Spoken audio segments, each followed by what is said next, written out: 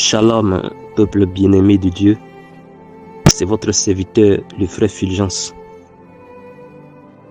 Que le Seigneur, dans sa grande bonté, nous accorde la grâce de nous perfectionner dans la sanctification, dans l'humilité, le discernement des esprits et du temps.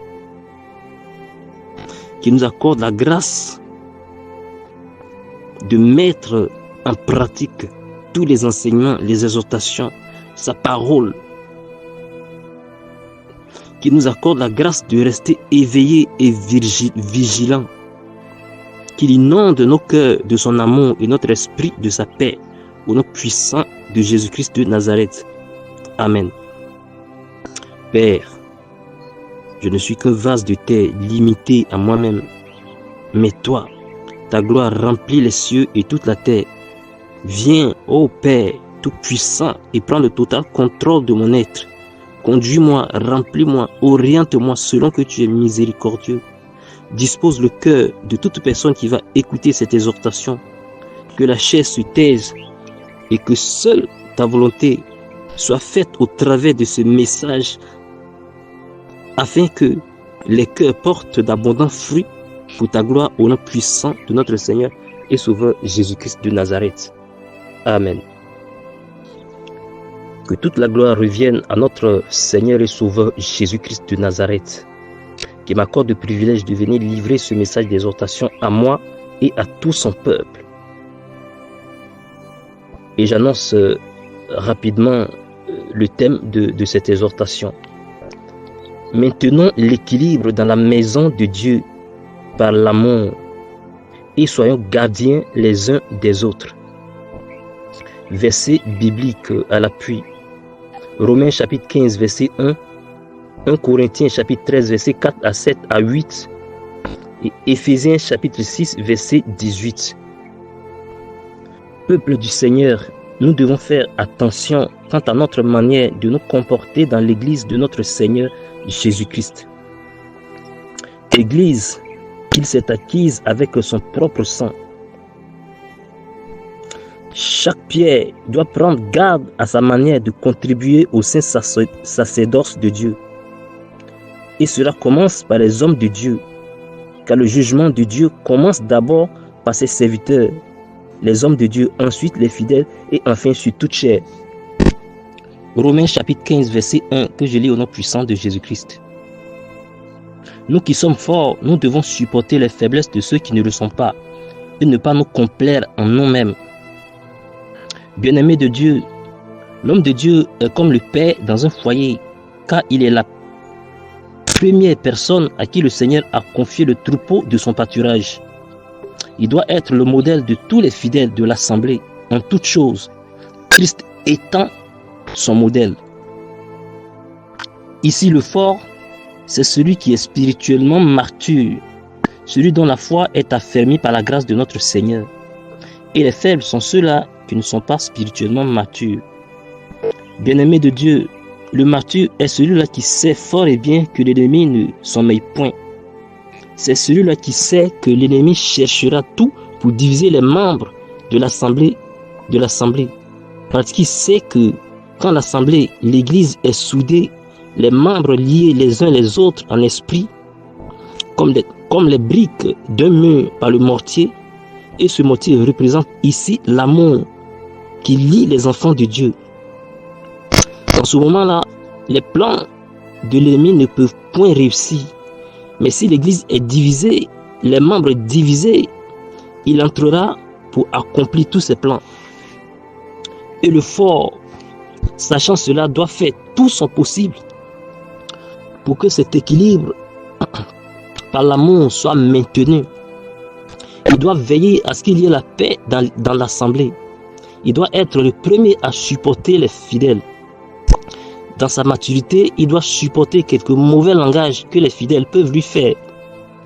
Il doit supporter certaines attitudes offensantes des fidèles. Car le diable utilise les faibles dans la foi pour diviser l'assemblée. Et quand l'assemblée est divisée, le Seigneur ne supporte pas. Il n'agit pas. Car comment le Seigneur peut-il agir au travers d'un corps divisé? 1 Corinthiens chapitre 13, versets 4 à 8, que je lis au nom puissant de Jésus-Christ. La charité est patiente, elle est pleine de bonté. La charité n'est point envieuse. La charité ne se vante point, elle ne s'enfle point d'orgueil et elle ne fait rien de malhonnête. Elle ne cherche point son intérêt. Elle ne s'irrite point, elle ne soupçonne point le mal. Elle ne se réjouit point de l'injustice, mais elle se réjouit de la vérité. Elle excuse tout, elle croit tout. Amen. Bien-aimés de Dieu, ce qui fait la force des enfants de Dieu, c'est la charité, la paix au milieu d'eux, l'entente, l'union, la solidarité. Quand ces choses sont réunies au sein de l'assemblée, les enfants de Dieu deviennent forts par la grâce du Seigneur. Et c'est l'ordre qui doit régner au sein de l'assemblée. Et les assemblées dans lesquelles ces choses ne sont pas, c'est le désordre. Et Dieu ne demeure pas dans le désordre. Là où il y a des disputes, des querelles, des calomnies, des critiques, des murmures, les mauvais langages. Bien-aimés de Dieu, soyons conscients que l'ennemi ne se fatigue jamais. Il ne dort pas, tout comme Dieu ne dort pas. Il n'a pas honte d'attaquer encore et encore, même quand il échoue. S'il échoue ici, il essaiera là-bas. Voyez-vous, il combat à tous les niveaux. Il essaie toujours de s'infiltrer dans l'église pour anéantir, pour la détruire. Mais gloire soit rendue à celui qui a dit dans Jean chapitre 13, verset 33, vous aurez des tribulations dans le monde. Mais prenez courage, j'ai vaincu le monde. Et de qui il est écrit dans Apocalypse chapitre 5, verset 5, que je lis aussi. Et l'un des vieillards me dit, ne pleure point. Voici le lion de la tribu de Juda, le rejeton de David a vaincu pour ouvrir le livre et ses 7 sceaux. Alléluia. Gloire soit rendue à notre Seigneur et Sauveur Jésus-Christ de Nazareth. Voyons-nous, le Seigneur nous a donné sa victoire par sa grâce. Et nous avons cette victoire. Nous la possédons comme une ancre dans l'âme, si et seulement si nous nous soumettons à sa parole, en nous comportant comme des sages dans l'assemblée de Dieu. Amen. Dieu nous exhorte à beaucoup faire preuve de charité dans son Église. Comme je l'ai déjà dit, cette charité n'est pas forcément l'argent qu'on peut donner à quelqu'un qui est dans le besoin. Elle est au-delà de ce qui est matériel. Elle naît d'abord d'un cœur pur pour devenir ensuite un acte de miséricorde, de bonté, de justice. Amen. Bien-aimés de Dieu, l'épître de 1 Corinthiens chapitre 13, verset 4 à 8 n'est pas placée là par hasard. Car la parole de Dieu est vraiment notre lumière, notre guide, notre compagnon de tous les jours. Amen. Si dans l'assemblée, ton frère ou ta soeur te fait un langage blessant, ne te précipite pas à répondre. Mais supporte d'abord, car il est écrit dans Romains chapitre 12, verset 21, que je lis, ne te laisse pas vaincre par le mal, mais surmonte plutôt le mal par le bien. Si ton frère a des comportements plutôt blessants à ton égard, supporte d'abord et ne t'irrite pas directement. Et après avoir supporté, dans ta prière individuelle, demande à Dieu de te donner la force de pouvoir pardonner et qu'il puisse aussi transformer le caractère de la personne. Bien-aimé du Seigneur, l'ennemi se cache souvent derrière les mauvais langages. C'est un caractère blessant de notre frère ou de notre sœur en Christ, dans le but de nous diviser. Et c'est là que nous devons montrer notre maturité en Christ. Notre maturité plutôt en Christ. Pardonnez-moi. Frère, le discernement doit être très actif dans l'église de la dernière heure.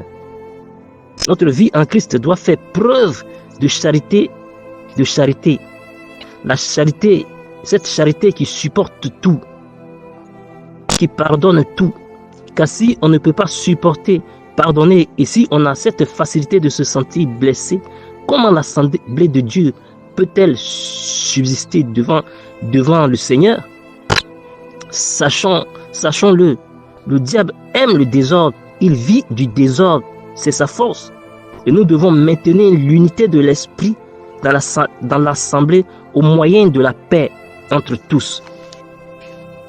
Éphésiens chapitre 6, verset 18 que je lis au nom puissant de Jésus-Christ. Faites en tout temps par l'esprit toutes sortes de prières et de supplications. Veillez à cela avec une entière persévérance et priez pour tous les saints. Bien-aimés de Dieu, le Seigneur Jésus-Christ nous a établis gardiens les uns des autres dans son Église. Nous devons constamment adresser des prières à Dieu en faveur de notre famille en Christ, les membres de notre assemblée dans nos moments de prière individuels. Chaque fois que nous prenons conscience ou constatons qu'un frère ou une sœur dans l'assemblée est affaibli quelque part ou a certains caractères et attitudes qui ne glorifient pas le Seigneur, nous devons supplier la miséricorde de Dieu dans nos moments de prière individuels et ne point se précipiter à lui faire des reproches. Car nos réactions, selon la chair, ne peuvent point amener un homme à changer de caractère ou à se repentir. Au contraire, ça peut le blesser pour le faire sombrer davantage.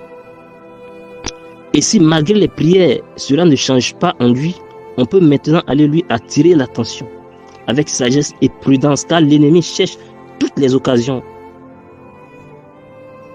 Ainsi donc, soyons sages et prudents dans l'assemblée. Et dans nos moments de prière individuels, ne soyons pas avares, mais adressons des prières à Dieu à l'égard de tous. Que toute la gloire revienne à notre Seigneur et Sauveur Jésus-Christ de Nazareth. Amen.